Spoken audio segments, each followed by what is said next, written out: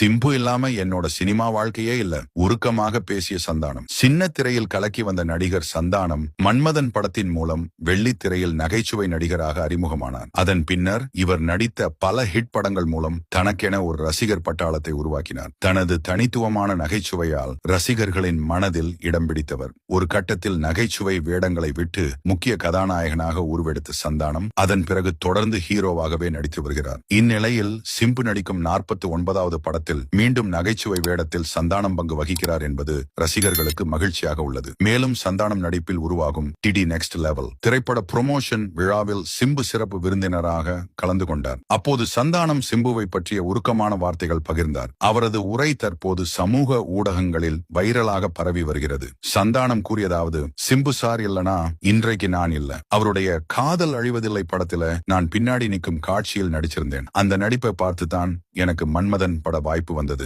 அந்த படத்தின் முதல் நாள் படப்பிடிப்பிலேயே உங்க இன்ட்ரோ சீன்ல பில்டப் வைக்கிறோம், மக்கள் கண்டிப்பா கை தட்டுவாங்கன்னு சொன்னாரு. அன்னைக்கே எனக்கு கைத்தட்டல் வரணும்னு பண்ணியவர் இன்னைக்கும் அதே மாதிரி எனக்காக யோசிக்கிறாரு. ஒவ்வொரு சந்தர்ப்பத்திலும் எனக்காக மற்றவர்களிடம் சில விஷயங்களை பேசி யோசிக்க வைப்பார். அவர் எங்க இருக்கிறாரோ நான் எப்போதுமே அவரின் பின்னாடி இருப்பேன். இந்த உருக்கமான உரையால் ரசிகர்களும் நெகிழ்ந்துள்ளனர். சிம்பு சந்தானம் நட்பின் பாசம் மீண்டும் ஒரு முறை வெளிப்பட்டுள்ளது.